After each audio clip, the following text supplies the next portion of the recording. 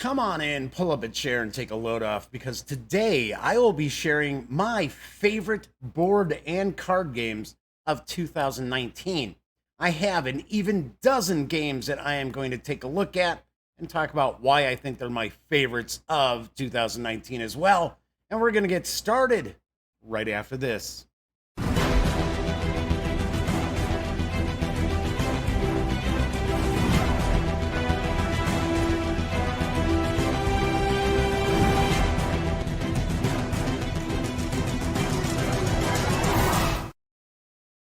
Howdy, howdy, howdy, gang. Yes, I'm Jeff McAleer, back once again as your host here at the Gaming Gang channel.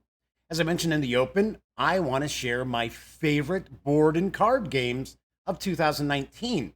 I also have a separate video that's sharing my favorite RPG releases for 2019, so be sure to check that out as well if you like role-playing games. Anyway, do want to mention, this year I'm not doing a Game of the Year. I did Game of the Year past few years.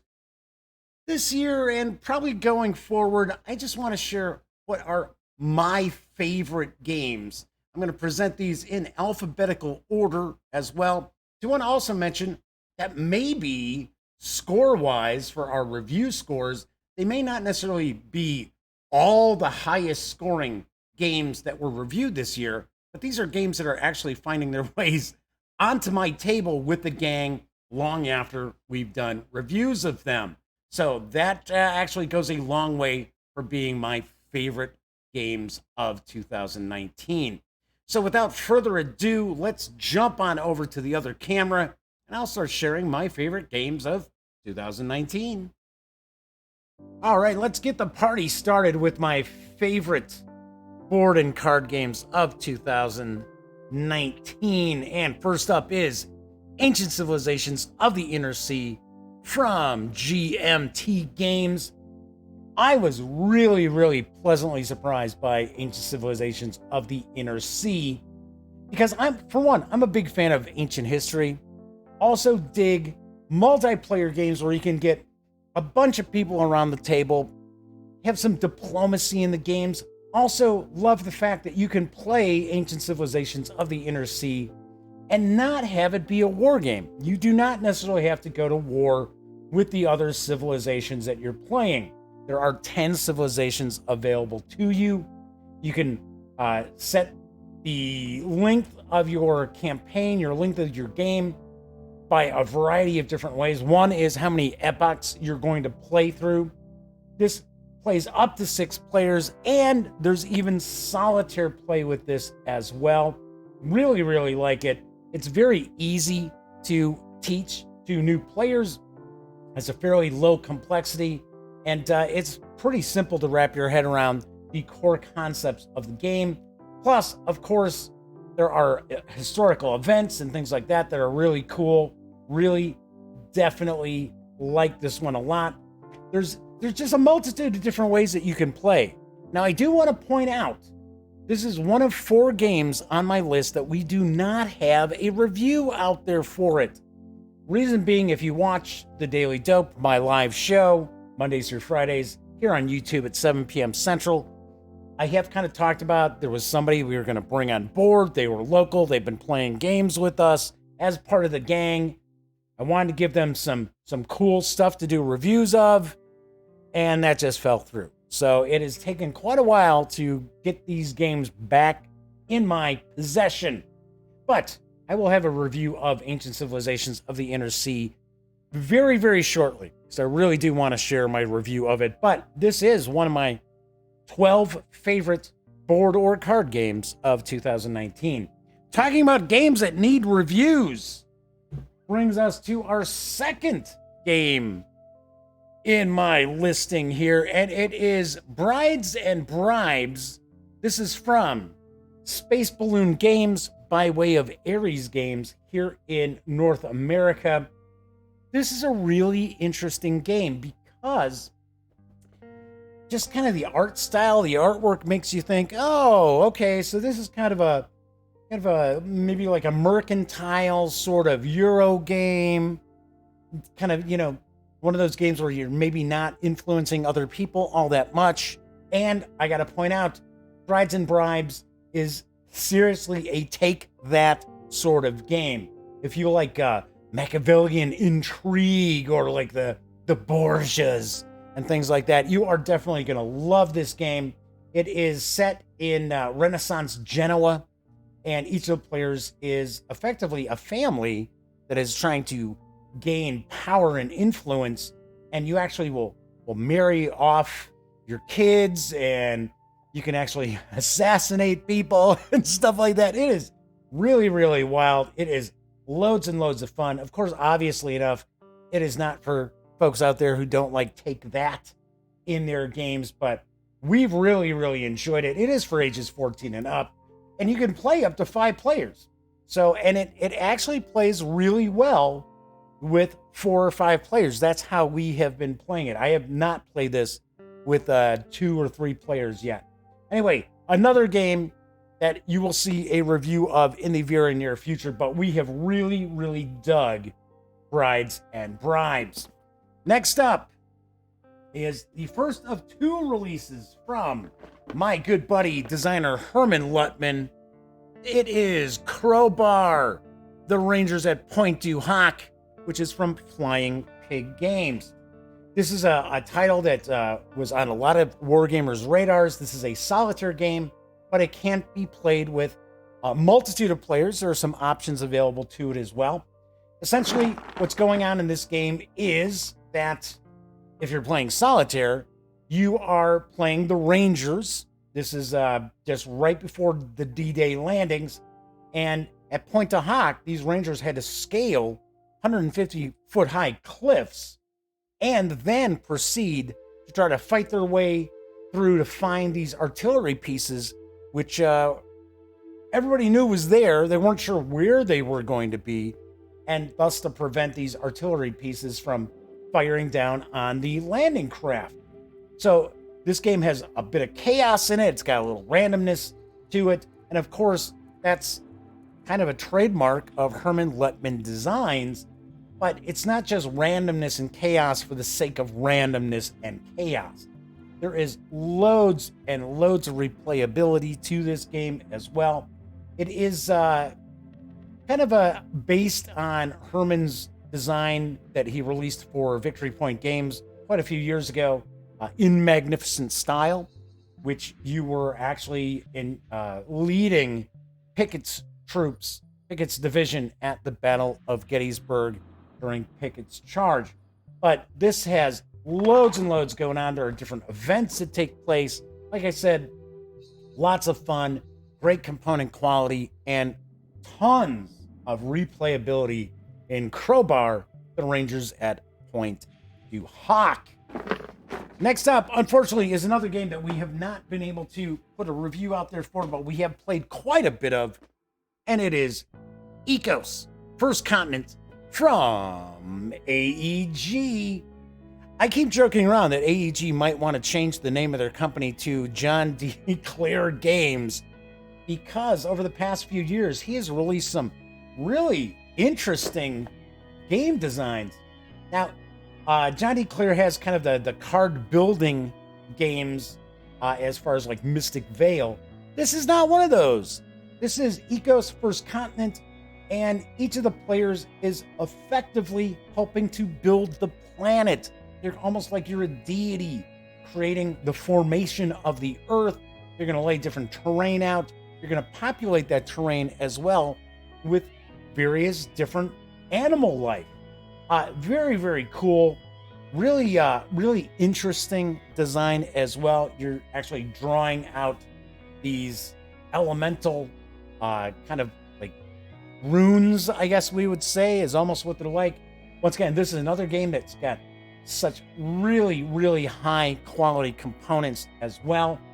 Unfortunately, this is another game that was sitting at a particular person's house, and I couldn't get it back.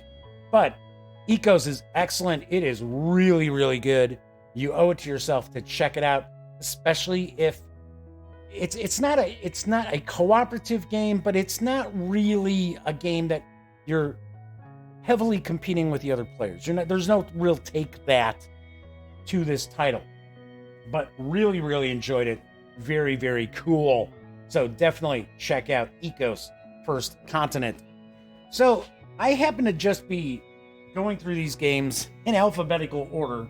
And it just so happens that the 4 games that we do not have the reviews of yet, 4 of the 5 are just first up, right?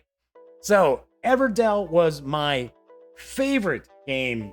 It was my game of the year for 2018. Really took everybody by surprise. Really, really loved it. In fact, the Gaming Gang was, I believe we may have been the first outlet to name Everdell as our game of the year for 2018. This year, I'm really not doing a game of the year. I want to share my favorite games, and it's tough to just say, well, this is my all-time favorite of the year. But Everdell Pearlbrook, this is the collector's edition, is an expansion to Everdell. And it adds a new locale for the game itself, and it's the river. And you actually have a little ambassador that you send out to the river. Now, of course, if you're familiar with Everdell, it is an engine building game. It is very asymmetrical because each of the players can have completely different lengths of turns as you're playing. And I was a little concerned when I saw this coming out. Was we have this whole new area. We've got different things we can do now, different places for us to put our workers. Is this going to just overload the game? And it doesn't, because it does add some new play elements to Everdell, but it also removes a few of the play elements as well. Once again, you can play the solitaire, you can play up to 4 players, and I just love Everdell, and Pearlbrook is excellent as well. Once again, fantastic component quality. I love the artwork that they use for the little animals who are basically the citizens of your city. Lots to recommend Pearlbrook to gamers who already have Everdell. If you don't have Everdell, you owe it to yourself to pick it up. If you like games, you should love, especially engine building games or worker placement games, the little asymmetrical mechanisms to them, then definitely pick up Everdell, and the Pearlbrook expansion is fantastic. Moving right along. Now let's get into some games that you have seen reviews of already. And I have to say, one of my favorite games of 2019 is the Pathfinder adventure card game. This is the 2nd edition from Paizo Inc. I had not played the 1st edition of the Pathfinder adventure card game, so this was all new to me. So, of course, we got the core set. We also received an expansion, the first of the adventure paths, Curse of the Crimson Throne. And, of course, I've got that in this box as well. Really, really enjoy this a lot. It captures the essence of a role-playing game adventure in a card game. And there are various different chapters to each of the adventures that you play through. I love the fact how your characters get better, and they get better equipment and spells and allies, and there is a progression through the game, which I really, really dig. And if you have both the core game as well as the first adventure path, it is jam-packed with gaming goodness. So there are a lot of different aspects to the game as far as playing it. You can play it where you're solitaire, or you can play it with a bunch of other players. Well, up to 4 other players. And really, really enjoyed it. Another aspect that I really like too is, so it's up to 4 players, but you didn't only get 4 characters in the core game. Just like in the expansion, you don't only have 4 characters. So you've got a little leeway in who your characters can be. Really, really like it. And I love the fact that the Adventure Path release really unlocks a whole lot more gameplay. It's not just simply that one adventure path. You can utilize those cards for anything you want. Can't recommend Pathfinder, the adventure card game 2nd edition, enough. It is really, really good. Then we have a revamped game that was released from Gray Fox Games. It is Run, Fight, or Die Reloaded. This is a Richard Lanius design. I enjoyed the original game. It came in a much smaller box. Strangely enough, this is kind of it is a bit revamped, and it actually is a little retooled to play faster. But there is lots and lots in this game. Effectively, what you're doing is you're playing a character during, of course, a zombie apocalypse, and you have a game board where the zombies are kind of advancing closer and closer and closer. And what you're trying to do is you're trying to save other survivors. And the funniest part is the survivors who are worth the most victory points are the ones that are the biggest pain to try to keep alive. The ones that actually provide you with bonuses and help you out aren't worth that many victory points. But it's the ones that are like the screamers that actually cause more zombies to come towards you and things like that actually are worth way more victory points. It's full of different miniatures for the zombies. There are 2 different sculpts, one a male zombie, one a female zombie. Really like the artwork. Just really, really nicely done. Plus, component quality is top notch. And the game zips along. It zips along very nicely. You can play in about 45 minutes, maybe an hour, if you've got a full complement of 4 players. Like the original Run, Fight, or Die, I like Run, Fight, or Die Reloaded even more. This is one of my favorite games of 2019. Jumping back to some wargaming action, I just recently did a review for this game, and it is Tank Duel, Enemy in the Crosshairs from GMT Games. This is a blast. Really, really enjoy this. This is World War II, Eastern Front, Germans versus Russians, and each player, depending on how many players you have at the table, and you can play up to 8 players with this, which is fantastic. Basically, 2 teams of 4, plus solitaire. You can play the solitaire as well. But say you've got 8 players, each of the players is going to command a tank. So you've got, this is a card-driven game, and there's just a lot under the hood to this, but it's super easy to learn how to play. I was able to explain this to the gang in about 10 minutes. Played maybe a couple of rounds before people started to really kind of have things click in their head. So this is a rather low complexity game. It does allow you to have up to 8 people at the table.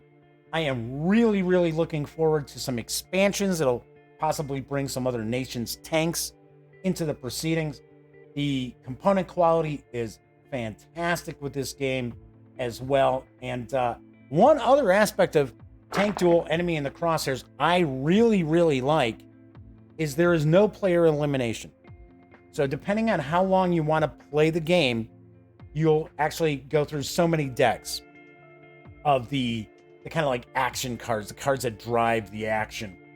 And if a player has their tank knocked out in the next round, they simply get a new tank with a new crew. Because essentially what's going on, it's supposed to be just a big tank battle going on, not just 4 tanks against 4 tanks. So I love the fact that there is no player elimination. So nobody leaves the table and they're standing around for an hour wondering, hey, when am I going to get a chance to play again? Game plays rather quickly as well. And you can get through a typical game, which is 3 decks, in about an hour once everybody understands the game as well. Another cool thing about this, there are loads of different scenarios as well. And of course, there's the solitaire play too. Can't recommend Tank Duel, Enemy in the Crosshairs high enough. Really, really like this. This isn't just one of my favorite war games of the year. It's one of my favorite games, period, of the year. Sticking with conflict simulations, and the second of Herman Luttman's designs that I really, really dig is The Devils to Pay, The First Day at Gettysburg from Tiny Battle Publishing. This is the first box game from Tiny Battle Publishing, and It is excellent. I love everything about this game. It is a very, very cool 2-player Gettysburg game, and it is covering the first day. I do believe that we've got some expansions in the works, I should say, and possibly other titles as well to expand upon day 2 and day 3. But really like the fact that there's plenty of what if to it, but it is not ahistorical. So you can see that things can play out a little bit differently than they did historically. So, of course, the Confederates have the ability to win the day, as do the Union forces. Definitely love the artwork. The map has this like old parchment sort of look to it that's really, really cool. Game moves quickly enough. Depending on the scenario that you're playing, you can knock it out in a couple of hours. It is for 2 players. There is no solitaire aspect to this, but really, really like The Devils to Pay, the first day at Gettysburg. It is part of Herman Luttman's, I think it's Swift Sword series, if I remember. Sorry, Herman, if I'm wrong, but I know he has a American Civil War system. This is a release for it from Tiny Battle. So really, really like this. Definitely add that one to your collection. So moving right along, AEG's got quite a few titles in my favorites list for 2019, and we love Tiny Towns. Tiny Towns is loads of fun. You can play 1 to 6 players. It's for 14 and up, but mainly because there are small components. The game is not that difficult to wrap your head around, so as long as you're not concerned with children putting things in their mouths, you can probably go as low as 11, maybe 12, as far as learning how to play the game. There are a variety of different buildings that can be built that you're going to use different ones every time you play, so there is a big variety to the various different buildings that you're building. It's very, very cool. There's a kind of puzzle aspect as well as you're building your tiny town. And of course, this is a little bit asymmetrical simply because you'll have players that might finish up the game before you finish up the game. So you have to be very careful how you're actually laying out your town when you're using your resources and building your building. So if you are not paying attention, your game can end a lot quicker than anyone else's. And of course, if your game is ending a lot quicker than everybody else, you are probably not going to win. Really, really like Tiny Towns. And amazingly enough, it's not a John D. Clare design. It's from Peter McPherson. So Tiny Towns, definitely add that to your list of family games. Lots and lots of fun. And it's got some wrinkles to it, a little strategy to it that may not be completely obvious right off the bat. Okay, moving right along. Let's hear from a company that I had not reviewed anything from them in quite some time, and Dan Verssen Games was kind enough to actually send me War of the Worlds, which is a solitaire game. There's actually 4 different releases. So we've got the USA East Coast, we have the UK or Great Britain, France and Japan are the 4 different settings for the War of the Worlds. In fact, if you have all of them, you can actually tie all the games together. This game is just jam-packed with counters and cards, and essentially you're controlling the human player. You're the human player trying to fight off the Martians from H.G. Wells' classic novel. I love a lot of this because there's a bunch of different optional rules that you can utilize as well. But you actually can have like Mark Twain assisting the humans. You can have Nikola Tesla creating new inventions and devices to help fight off the Martians. Game is a lot of fun. It doesn't wear out its welcome either. Plays in about an hour, depending on how your luck is going. If your luck is not going too well as far as rolling your dice, game could end rather quickly. It is not an easy game to win also, which to me is important with solitaire games. I like a challenging solitaire game because if I have a solitaire game that I can win every time I play or kind of figure out the puzzle to it and win every time, not so exciting. But the War of the Worlds USA East Coast from Verssen Games is loads and loads of fun. Really, really like this quite a lot. And my final favorite game of 2019 is Walking in Burano from AEG. We really, really enjoy this game. It's super easy to learn how to play. Essentially what you're doing is you're refurbishing these houses that face the canal in Burano, and you're looking to not only attract tourists, but also attract citizens of the town, and you score different victory points depending on how you've built your buildings. You've got 3 stories to the buildings as well. There's a bit of strategy involved. How are you going to score your different points and acquire these different levels to the houses? We really, really have enjoyed this.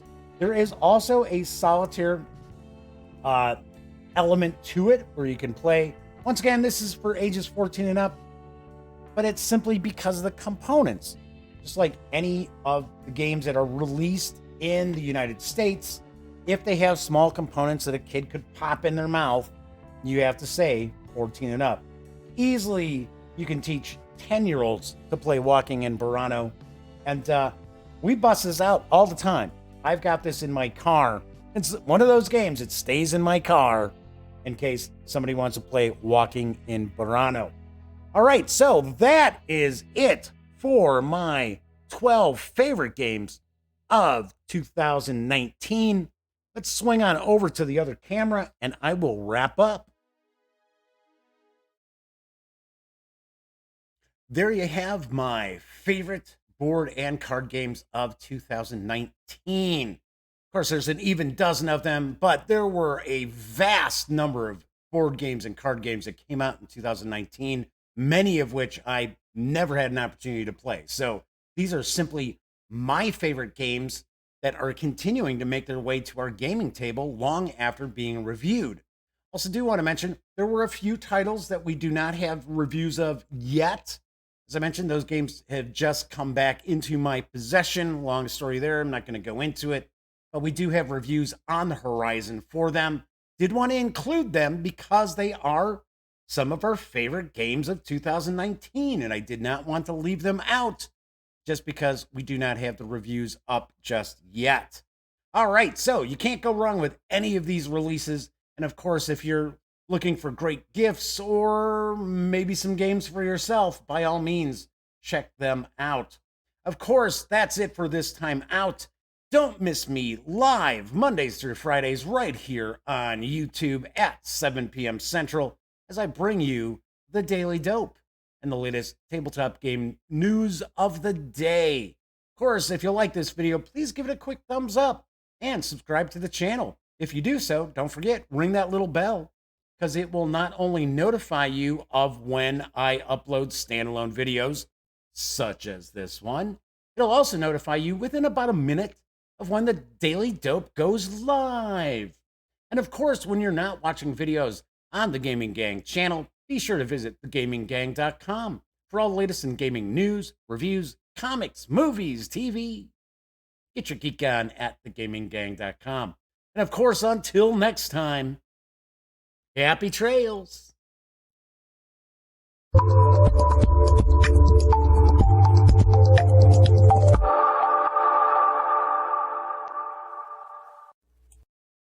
Zoobity-bitty-bitty-boo-boo. Zoobity-bitty-bitty-boo. Zabba-dabba-dabba-dabba-bum. Zibbit. Whoa, hey. I didn't realize that you were still here. Well, if that's the case, then allow me to share the following information with you that I only have 20 seconds to do. So let's all take a deep breath. So if you would like to subscribe to the Gaming Gang channel, please click right here. If you want to check out the latest episode of the Daily Dope, click right here.